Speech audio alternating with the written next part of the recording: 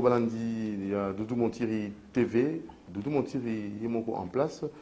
Na Moronjambé, na Nkabongo, tout ce qui est au Koutana Bino Lelo, na Doudou Montiri TV.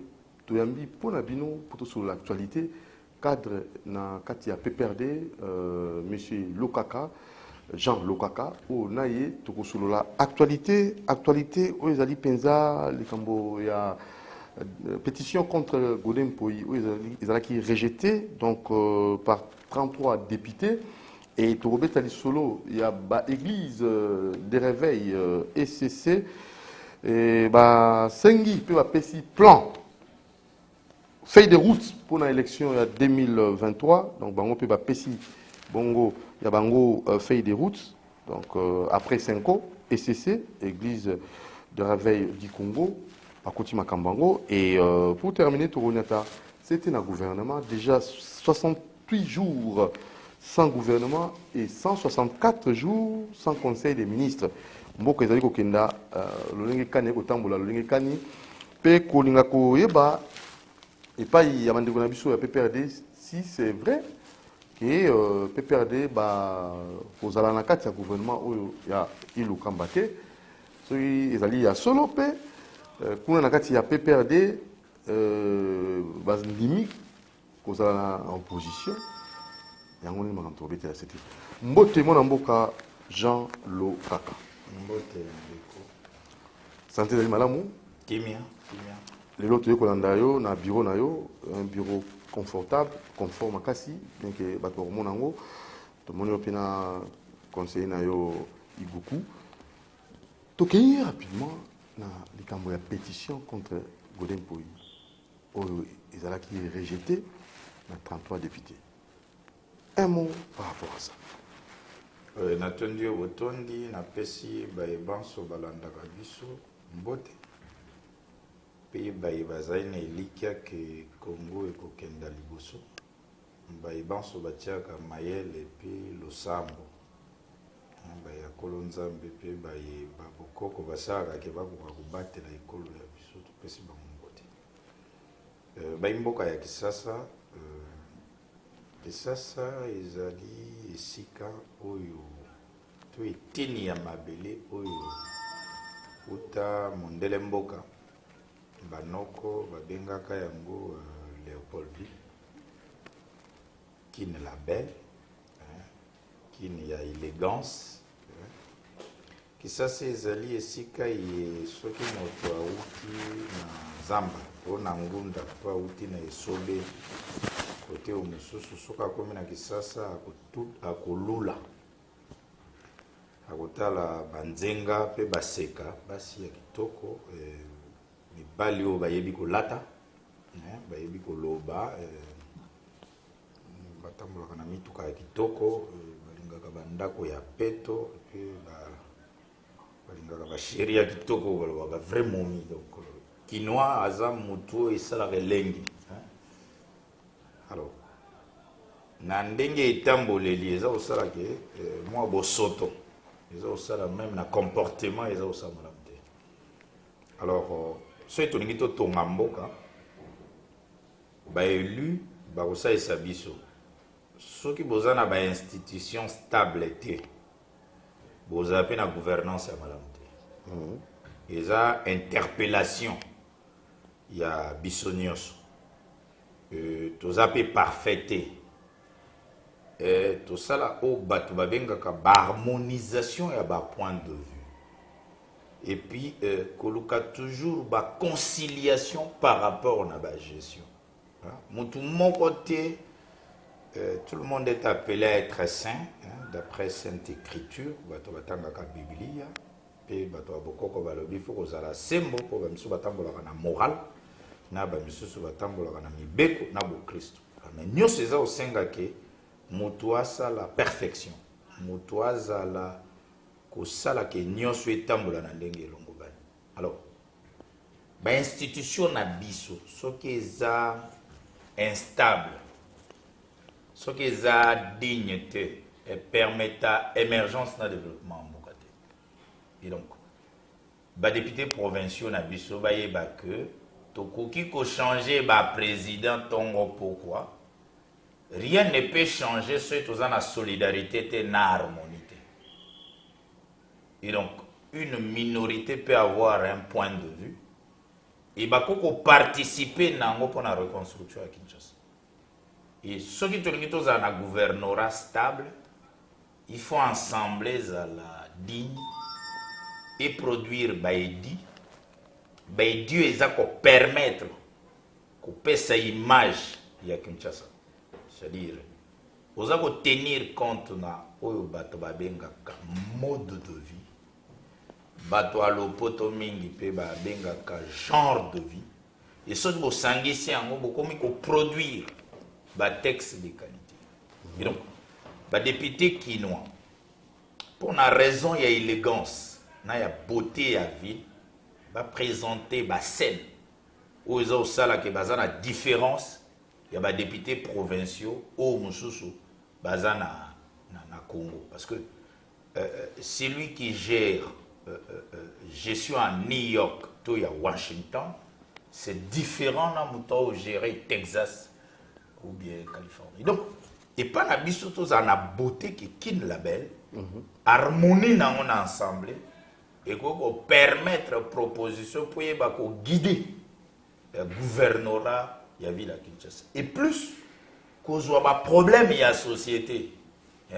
Est-ce que n'est pas l'ambra malewa ils ont encadré comment colande lango ba poubelle na biso comment orienter tant on va dans la kini ils ont un groupe ya ba indien na ba libanais ba comment ça va marcher na banda kwa batu so ba papa ba kei ba misala ba ngo ba olanda ba mama na ba qu'est-ce qui se passe derrière qui suit ça tous ces marchés ambulants qui se passent en dehors. Il y a un centre d'affaires, en dehors, il y a un marché. Vous savez, les gens qui prestent à banda quoi travailler, mais domestique na boy. Quel est l'édit? Il y a réglementation. Oui, pour permettre que comment ils sont gérés, qui s'occupe? Je sais qu'il y a les organes spécialisés de ça, mais il y a des services de placement. Donc, il y a des problèmes, harmonisation. Il y a des villes où Moutoumorotako construit Pemeni Balai, parce que le fleuve est un patrimoine. Il y a battu, il faut battre l'ango, il y a un jardin. Il dit qu'il faut permettre le morcellement à la parcelle. Vous avez des quartiers où Batoubaza résidentiel, Moutounion surtout, à Tongi étage, mais normalement à Tongi 15 niveaux. Dans ce quartier, ça se loge les bars, les restaurants, et alors que c'est... Tout ça, c'est un problème de conception, d'organisation, de proposition pour permettre au gouvernement. Et je pense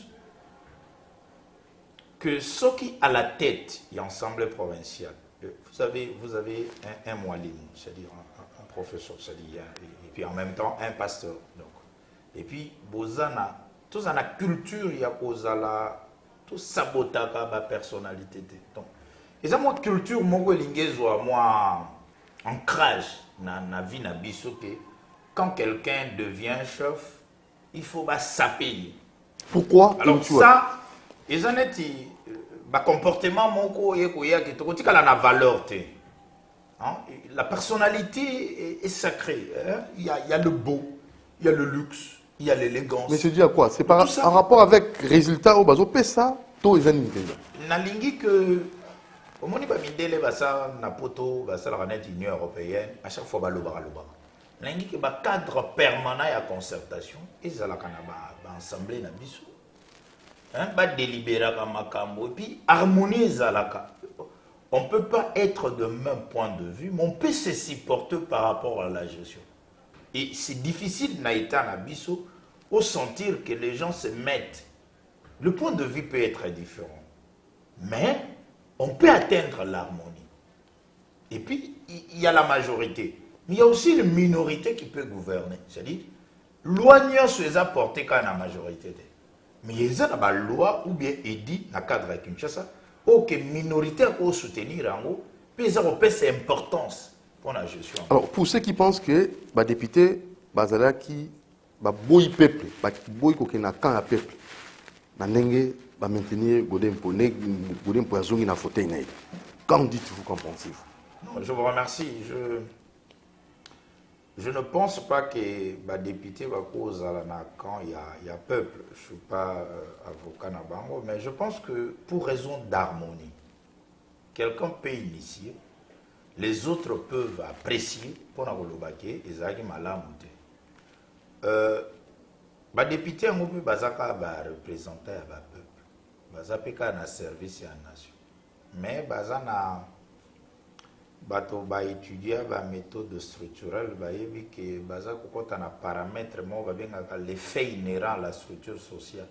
Ça veut dire, c'est-à-dire mode de vie na biso na genre de vie na biso et permettant à type de comportement ndengwa. Hein? Il faut bozana na bato ba ko s'exceller. Hein? Bato ba ko sa mo innovation que biso ba député to tikaka ndenge zalaka parce que si on ne se met pas d'accord quand il y a longo. Il peut se faire longo il est pas longo. Donc on ne se met pas d'accord sur une valeur pour dire que malgré lui est contre pour cette proposition. Mais il peut nous conduire et présider, mais ça peut passer, ça ne peut pas passer. C'est-à-dire, nos assemblées, et là je parle généralement à Kinshasa et ailleurs, dans la province Mingi, et Zalakana que ce n'est pas que le président, ce n'est pas que le gouverneur, mais je peux proposer quelque chose, ou bien à Kokosa les locaux moko, ou ils ont permettre na gouverneur à ça les la yango. Mais ngai moto na proposé na koko proposer loko moko où ils ont ça que président et assemblée provinciale ya Kinshasa par exemple a décidé na yango mais outil et ce travail a été produit sous législature na biso. Donc c'est notre fierté. Est-ce qu'on a encore ce temps-là dans beaucoup il y a ezali batu bazako welana te ko welela partout eza au moni Trump pour qu'il y ait un mokakatano. Les anango. Mais harmonie pesa. Mais que disait un ami, ce qui nous unit est plus grand. Hein? Un ami Fumototo, il paraphrasait ça. Qu'est-ce qui nous divise d'abord? Est-ce que tu as divisé pour fixer prix à sa combien badi? N'est-ce se diviser? Est-ce que tu as uni? Ceux qui savent qu'il y a foufou, ils en ont 10 000 francs. Alors, ceux qui savent qu'il y a foufou, ils en ont 10 000 francs. Bissonios. Alors, ceux qui continuent ensemble, c'est-à-dire qu'on régule le mouvement, hein, il y a pris dans la ville à Kinshasa. Et dini neza ko réunir en gros. Et donc, Babilou ko wanande. Ils ont aussi un beau produit. Et Batamaye les bazars, je sais, ils sont intelligents. Mais qu'on paie ça plus. Difficulté, tout ça, dans le gouvernement central, peut comprendre que quand le gouvernement central est bref, le gouverneur, surtout, le drapeau. Sauf le gouverneur qui ne sait pas le président, le drapeau, il peut mais bon, monsieur, le drapeau pour représenter le président. Mais à moins, il a carte. Donc, il y a une immixtion. Il y a gestion, il y a Kinshasa, il y a le gouvernement central. Parce que au moins, le ministre du gouvernement central, il a inauguré Pont Nanjil. A contacté n'épée hôtel de ville. Donc, on a contracté parce que pression, il y a ville à Kinshasa, et où tu as le gouvernement central. Pour décentralisation, il y a des gens qui ont respecté. Mais sous d'autres cieux, aucun membre du gouvernement central peut faire une action dans le gouvernement provincial sans présenter ça dans le gouvernement provincial pour appuyer à l'accompagner dans les membres du gouvernement local ou provincial. Alors, donc, le problème c'est que beaucoup condamnés ensemble à Kinshasa ou bien gouvernorat à Kinshasa par rapport à l'implication directe, parce que ça siège à l'institution, dans la ville à Kinshasa. Et nakowele la wana ezaneti décision mususu ekoko ya que général Kasongo ya ville à Kinshasa akoko zwame face na une décision outil na niveau ya état major ou eleki directement. Donc harmonisation. Donc, souffrance mosusu, il y a autorité, il y a ville à Kinshasa, implication directe, il y a niveau central. Et, depuis que le trafic, il y a moins d'influence que.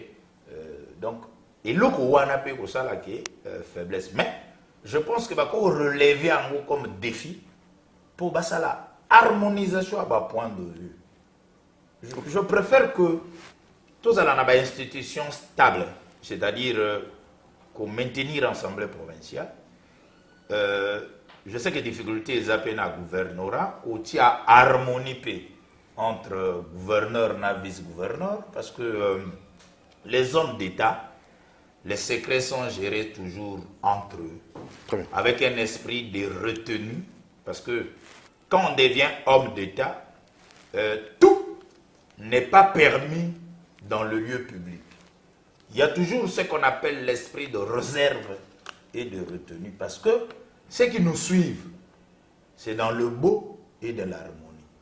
Et notre force serait que ceux qui n'y sont yamabe et kobimate. Les uns toi na parlé, ceux qui mère a bimisi a secret à parler, ata ou la ta veste et obimabiente. Donc, bao ba géraka, trop vite que ba bandoki. Mais en est ba comme ba sorcier. Alors, sorcier alia ka mutu, no yale musapi, no yale ki liso, no yale ki 4 bateaux. Ba batu ba ka ba chorodium. Po avoli a liso ba bare ka mutu. Avoli a pe de bateaux, ba bare ka mutu. Avoli a pe musapi, ba bare mutu. Donc, degré à damaza to damagi musapi. Mais musapi a mu fait ba bare ki mutu. Vraiment. Alors, maintenant, que faire?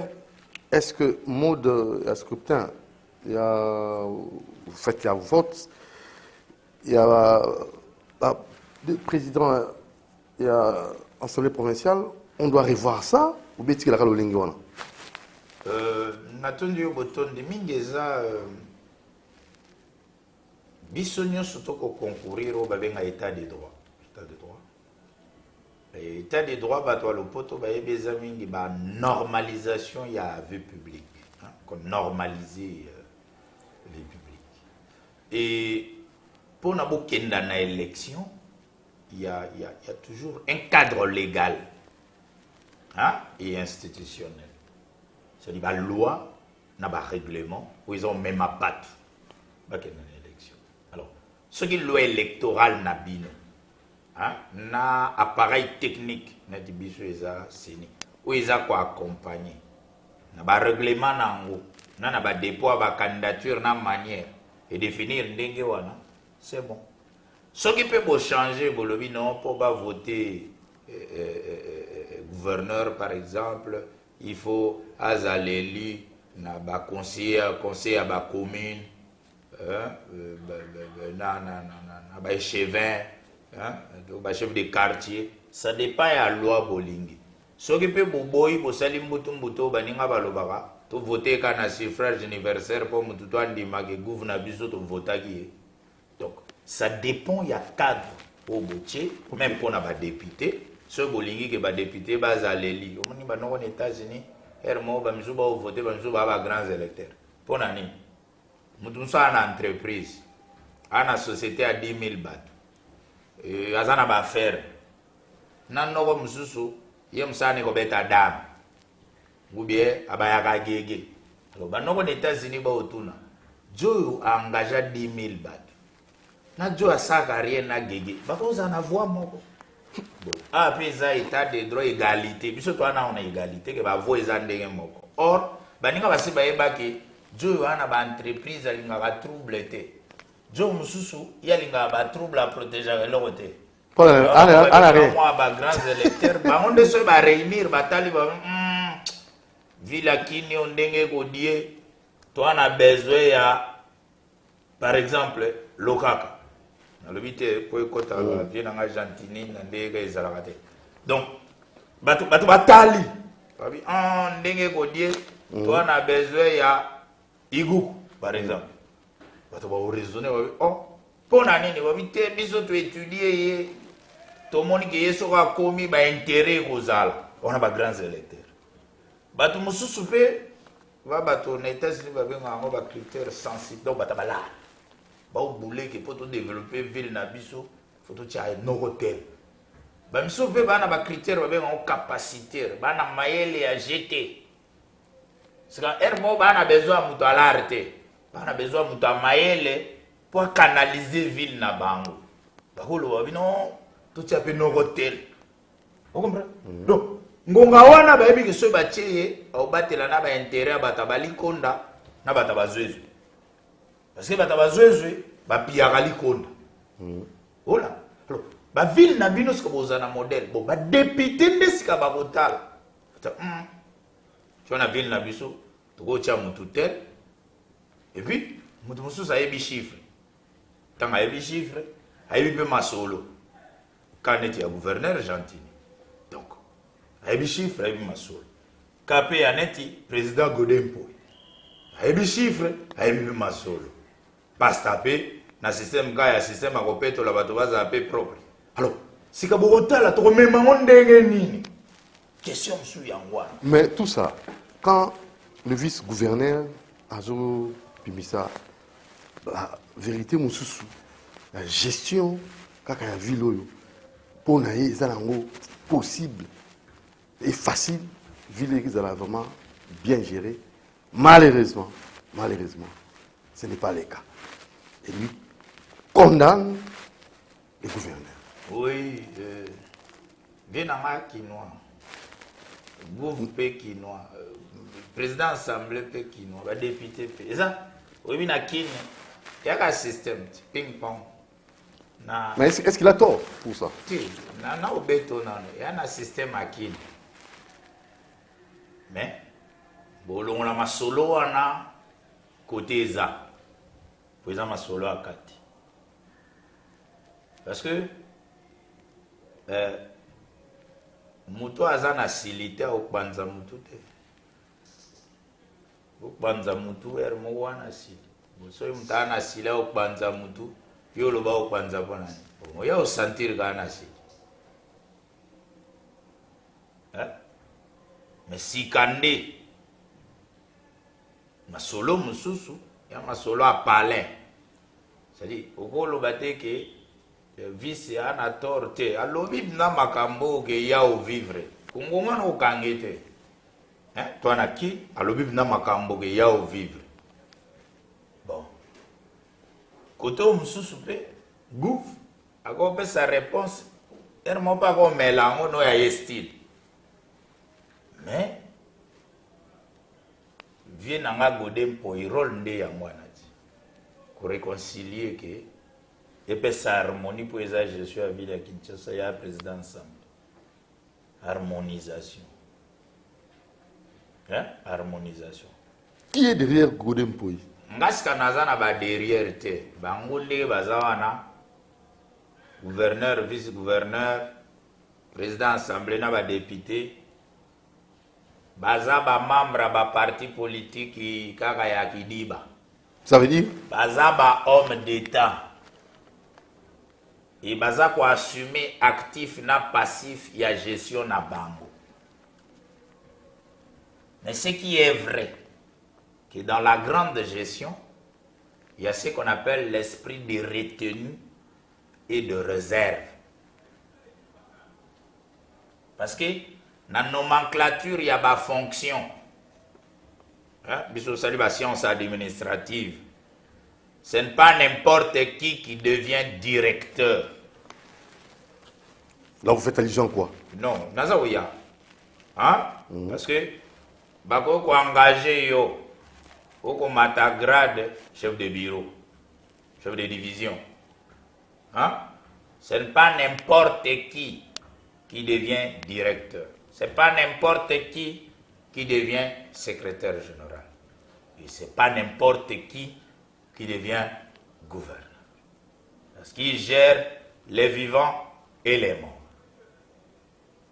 Il est comme le père. Et si dans une maison, le père crée l'incident, vous allez vous rendre compte de la conséquence. Il y a gestion en famille. C'est-à-dire, les hautes fonctions sont accordées aux illuminés. Éliminer aux comment? grands esprits. Aux grands esprits comment? Les gens qui savent contenir. le pour et les contre. C'est-à-dire, quand il y a une dimension, il y a bozindo, il y a profondeur que naza mokonzi. Soki oza contre ngai, mais comme batienga mokonzi na yo, il faut na gérer tension non. Na eko régler yo compte te. Maintenant, peuple, où azali kolela, peuple, où azali ko mona makambo yo kende mbaye mbaye. Aboyi peut-être, lobela taye. Oui, de principe ezandengwana. Mais il y a toujours ce qu'on appelle l'esprit du corps. C'est-à-dire, quand vous êtes en train de gérer, vous êtes soumis dans ce qu'on appelle l'esprit du corps. L'harmonie. C'est comme ça qu'il y a toujours une déontologie institutionnelle pour les cadres. C'est-à-dire, quand quelqu'un est cadre, il se comporte différemment de celui qui n'est pas cadre. Les subalternes. Sa manière de se comporter, de parler, de manger, de s'habiller, de communiquer. C'est comme dans la vie. Nous avons les zones de premier rang, deuxième rang, troisième rang et quatrième rang. Et à chaque fois que tu te retrouves dans ce genre de zones, il y a une éthique, il y a une mentalité. Et donc, en ville, comme Kin l'appelle, les gens sont civilisés. Les gens modernes et les gens élégants. Dans une ville. Et donc, si vous voulez amener. Dans quelle ville? Kinshasa, la belle, auquel nous croyons. Et en fait, dans quel état? L'état, c'est la République démocratique du Congo qui espère toujours être émergent. C'est-à-dire, ce que nous sommes, c'est notre volonté. N'empêche que lobby, tout ça a innovation. Tout le monde a fait qui ça échanger, babouki barumbu, pour babette la mot ba gratte-ciel, babouki lingwala, tout ça, parce que il y a des villes de rêve, baninga ba vanda ba raisonner et imaginez-vous que tu dis à toi aéroport kana nzela moko. Le sol la muna tongo e katani, toi pe na ba hélicoté pour mutadia. Donc, si tu as un gombe, tu as un faut que tu aies un voix. Soit tu as un donc, tu n'as pas de problème. Il faut moderniser. Maman, vendeuse, n'a pas vendeur. Parce au milieu là, bien que vraiment moderniser, mais il y a des gens qui se plaignent. Bien que ma personne bâtie on va wenze. Moi, je suis tongi, mais ils ont contenu bango n'y sauté. Un autre problème. Merci. C'est clair et simple. Batu Oyo Batala va payer ses développements dans les grands travaux. La Chine, l'Inde, le Japon, la Corée. Ba na idée de la modernisation. Et ça, quand on peut m'en parler. Un exemple, parce que la famille est un fondement et même à Moutunios. Père Nabino, papa Nabino, alinga ton mandat. Ceux qui ont des sacs à foufou, les mois, soit bandi construction, avant diminuer comme ça qui m'ont bandi. C'est ça qui ont sous bagi sami pour bagi sa brique. Donc, à Sierra partout ce balingi baton. Les aranettes, ils mèrent à l'inga bota, mais il faut que nous passions pour batubagam à robotele. Mais tant que gérer, c'est prévoir. Mais tu vas faire gérer, c'est prévoir. Moderniser, bamboka nyonso ba moderniser. Créer à liboso ce balingi ba moderniser ba to balela. Parce que pour bâtir, il faut détruire. Il y a un principe. Ce qui est vrai, qu'il y a un principe, il y a un géant. Comment on dit que médecin qui gère quand il hein? Moi, 8 mètres, je belge, depuis Kala, je suis là. Il y a un président Kabila au bête à boulevard Lumumba, il y a un moto à finga, il y a un boma, il y a un zété, il y a un nzela.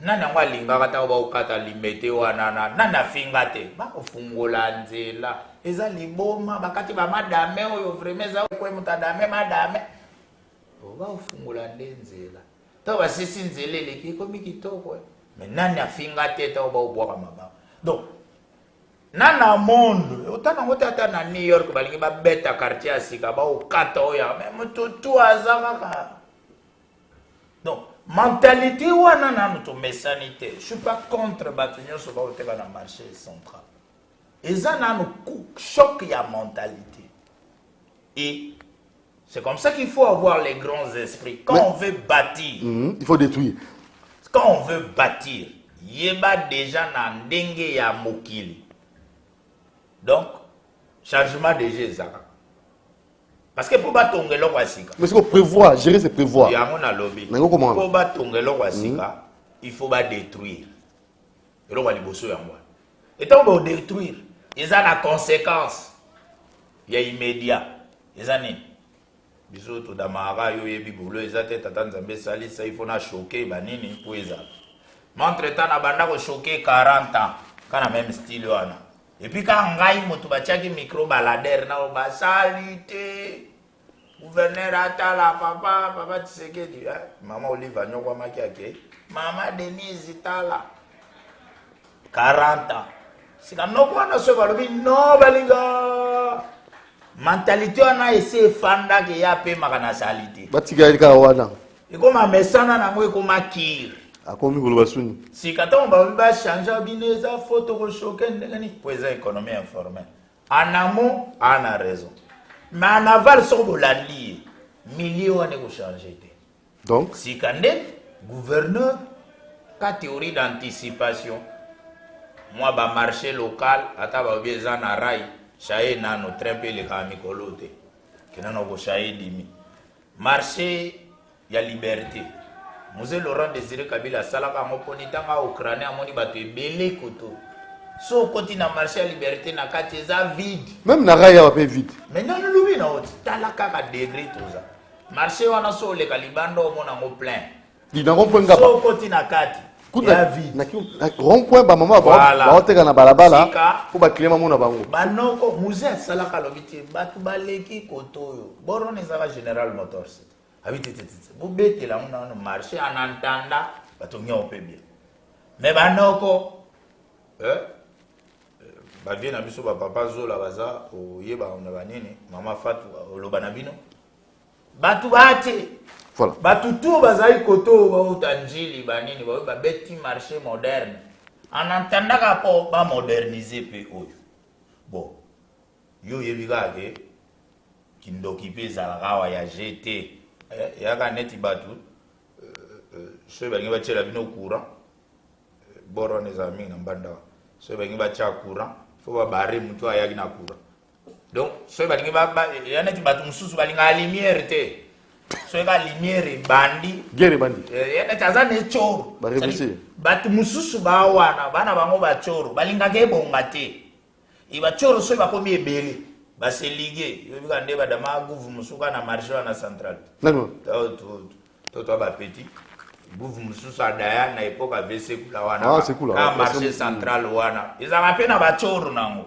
ce qu'il faut za grands esprits pour expliquer bango que potopoto yo eza faux to monsanana ba contrat pe comme ebele yo ba accumulation na ba makambo pe ebele problème nde ba makambo pe leke ebele mbala moko.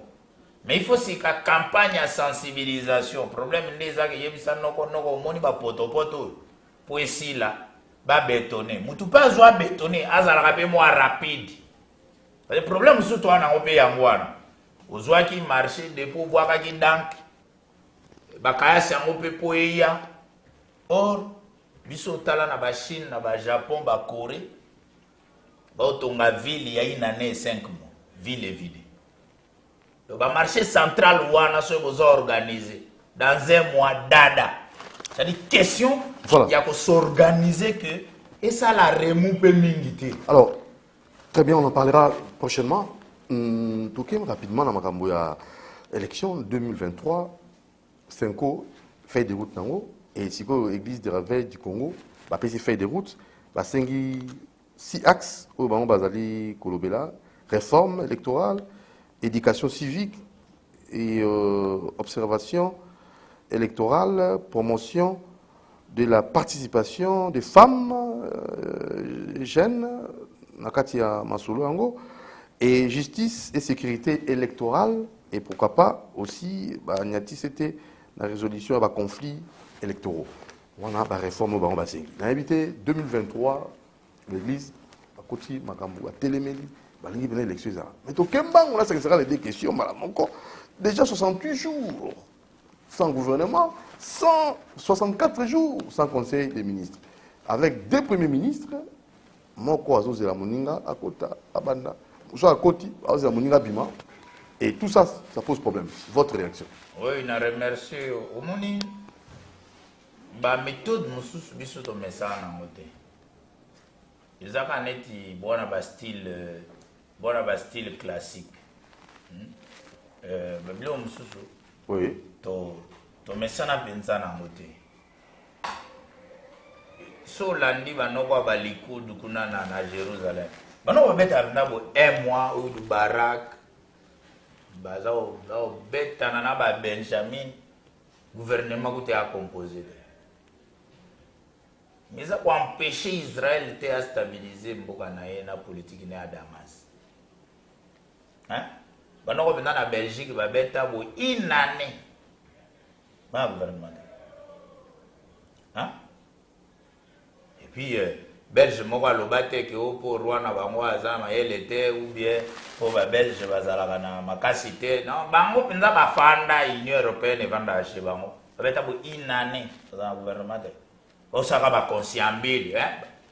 Ba tutel ba kendaki ba yokani bien te ba zongi une année. Balmani wana po baya bokoma na mama wana donc ba utaki na mikawatano. Na ba Italie wana kutu. Kuna kutu pe ba démocratie fanda. Ils ont un parcours, il y a un système, il y a un régime politique. C'est-à-dire, par principe, aucun parti n'ayant obtenu la majorité parlementaire, parce que les avons principe, les avons biso PPRD, majorité parlementaire, comme il y a PPRD, vous êtes premier ministre. Non? Le président est banni. Le problème, c'est que le parti n'a pas de comme bien. Na ba parti na biso ki zoba ils a trop. C'est-à-dire moi bo composer programme ya parti té comme un programme ya gouvernement. Parce que parti a gagné majorité. Il faut que luka bo sangana ba coalition. Donc ils ont bloqué. Alors, na ba coalition wana tango boko luka bo intégrer na projet de société ba banoko. Et bo harmoniser. Et ça prend toujours du temps. Parce qu'ils ont une pesanteur, ils ont une source, ça prend toujours du temps. Et dès que c'est parce qu'il faut que les Congolais ou Quinois, ils ont un normal gouvernement, mais là, pour les politique, exercice, il y a un parti politique, ils ont participation à la gestion de la cité. C'est-à-dire, tout le monde a un parti politique, alors objet d'ango, ils ont un parti politique, ça là, on a la lutte, il y a conquête de la conservation à pouvoir. Il y a un parti politique. Ce qui est un parti politique, il y a aussi la lutte, la conquête de la conservation à pouvoir, mais c'est intérêt à Bobotoli. Pour ça, déjà en dehors, il y a but au PSI. Il y a cadre réfléchi à l'État, où il y a un pouvoir, il y a participer à la gestion. Dès lors où il y a un parti politique, il nommé comme homme d'État.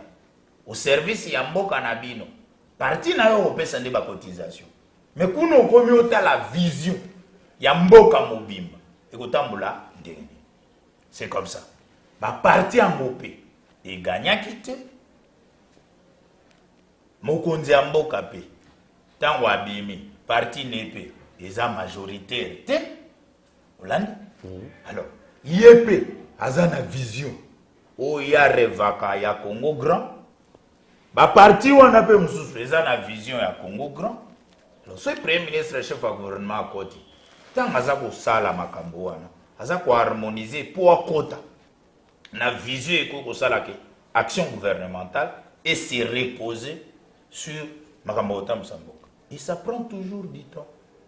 Et panza naka pe zonga naka to soko lobibo oloba ke ba Israélien ba vivre rate et yinda ka ba beta na ka kutu makofi à un moment donné au mona ya bango kutu moto a premier ministre a koluka composer gouvernement entre temps ba bengi na commission ka détourner likonda jongo pa lembakate akei kutu na gouvernement ko simbate azongi ba ko attendre sur na commission ka détourner likonda Benjamin Minouwa ba ne réagir mais pas na biso soki déjà au bengi premier ministre na commission ya ko attendre likonda au monika nous les Mongos, nous sommes contre tout ça, ou bien les Bangoubans. Donc, oyo kaka nous, moko bato, banoko bavandi, batange lié memo. Donc, et pas na bango, au mona Benjamin, a premier ministre, va convoquer koto à répondre. Donc, la démocratie, moto, lukande baner. Alors, ndegeza anake, eko bimanango kaka. Mais décentralisation pesa, yom toza bourgmestre, ça musala bien, pour eza commune, yom toza gouverneur, ça musala bien, pour eza ville, yom toza até ou ana na niveau aneza ka politique globale et comme manango pe tango mais so boza na politique locale ya bien gouvernement central au sabinori nde omoni banoko décentralisation ana ezaka état composé et olanda na bato batangi ya monete ba fédéralisme so talike so ki gou va bien azaki politique ya bien ya ville eza hata gouvernement central ebimite. Et au Libanais, côté parce que Makamba est résolu, Makamba Kouré est résolu, Makamba Santé est résolu, Habité est résolu. Donc, Babylou, on a tout aussi en décentralisation. Il y a une assemblée provinciale. Et dit, le pan au Moroté na Kinshasa et Koko Zala 10 sur 12. Bozué dit que ceux qui balingi ba urbaniser quartier, lotissement ça 50 sur 50 montasa jardin. Bakangia. Quartier au Batongi, bandako ya étage, niveau, eloko moko, plus ka moko, na sena moko, soko lekisi de balobi buka, edi. C'est-à-dire, ba français mususu ya ko réglementer bato mona banoko musuba o donke, banoko musuba anase, banoko mususu ba o. Iko tient sécurité. Comment ko harmoniser ba tol?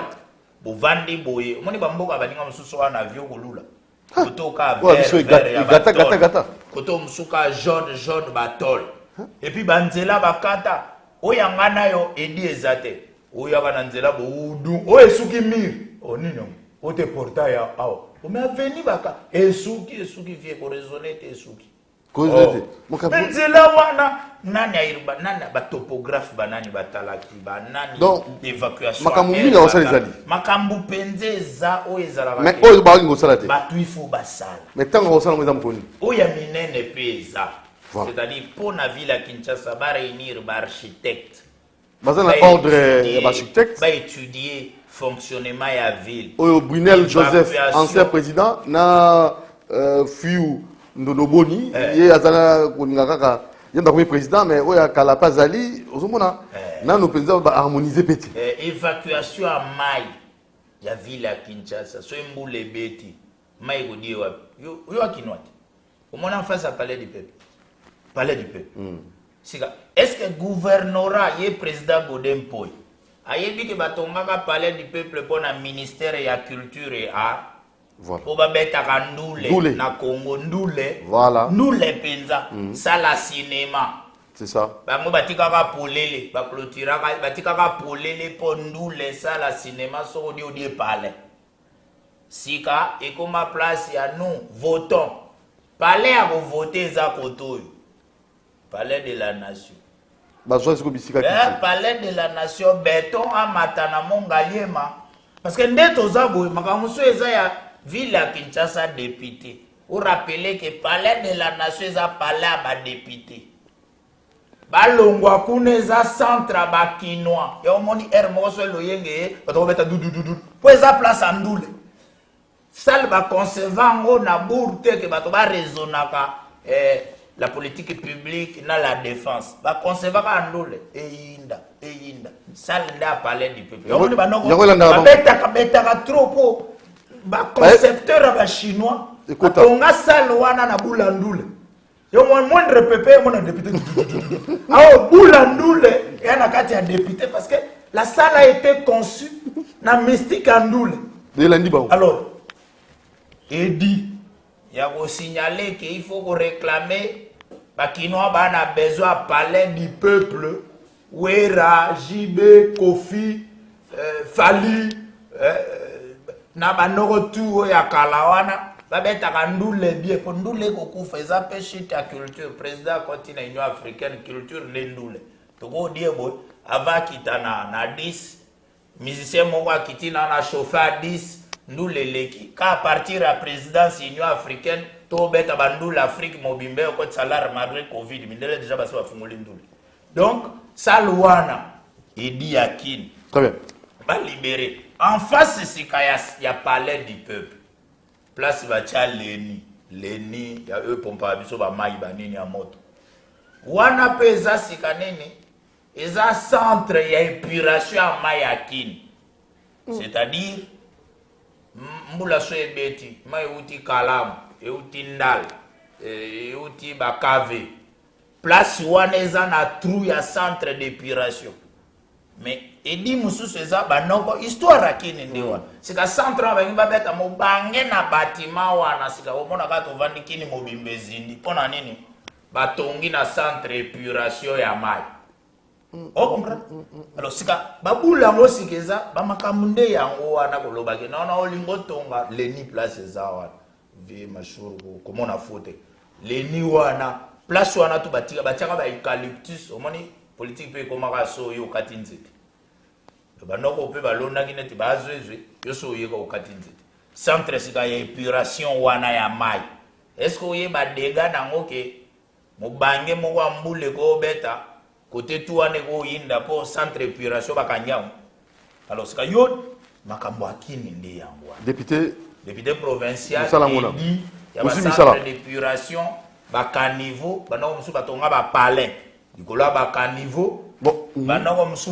pont chose na mboka baninga so eza pembeni ya pont mai uti depuis Kalamu tie bwakama 50 mètres mutako vanda te 50 mètres mutako vanda te bakolo na ba fleur yosika ucha palais yani tirai ezalaka te poko za na ville moderne oza na rai train ilika te train irbe daya ba palais banoko po bacha ba palais wana ka bata français na ba loi bazapeka na ba autorisation na ba nini bosala ngo te point non bosala ngo César tango na bino tango Joseph Kabila yo so lingo zongela Joseph Kabila mboka ngo ikatana kati ovandaka na ba chef rebelle yo uzalaka wa te ou bio ya Nikolo Joseph Kabila saleli yo elengi ainir mboka yo lingo kabola ngo na 4 pays kasangisi yango olukaki pe démocratie acheli pe yo mutolobaka esaka eloko te passation civilisée pe yango wana bofandaka wana yango penza kolakisa ke biso pe perdre eza parti ya démocratie bon sika tala sika wana eza babengo bakata supérieur c'est-à-dire soko lingo milobela yo démocrate mais oya Joseph Kabila nde démocratie place evandi mboka ekabwana mpona intérêt ya mboka tosangana ok bito boyi omoni yo po balobe atekaka nzamba tisika nana oreklame facture ya zamba ye mpe aprésident te ateka mpe nzamba te bazamba yango yango te sika mpe ono omoni te okoumela te yango na moi beta kano dum Congo yango ote ndenge zawa influence eleki influence nake ovanda na zamba c'est-à-dire à chaque stade correspond une leçon c'est-à-dire au peuple congolais le président Kabila très jeune d'ailleurs il démontre l'homme même au Kokobara ko sate tala vie ça vient na pese mbote na Congo Brazza tala ka vie ça prêtre ya jete tala to lobité zwa Poutine président Kabila ote omoni apemi na kinga kati abeti de réunion ote influence eleki pe manakini adie na ngunda nini esusu te totonga il est temps et le président Kabila lobi na batu na ye nyonso si vous posez la carte il y a opposition le gouvernement vous allez toter PPRD pour longtemps nakoya ta ya mwana to ke réunion FCC ayambi ba cadre nyonso Omso yambaka banako balobaka ba 4 8 bayambi bango. Je n'ai pas qui wapi. Oya bango moko. Nakinga kati année passée carte mututu akendaka azana carte FCC. Ya signé na numéro. Coordonnateur nango professeur Nemi. Asalaka ki participant nyonso ya réunion wana. Andora réunion anezaika débat to balimu na gauche. Nandezaka. Mais coordonnateur apesaka carte que participant nyonso ya réunion munene ya FCC au président Kabila lobaka na carnet ba cadre nyonso bavandi basengi na bango nyonso bo participer na reconstruction ya mboka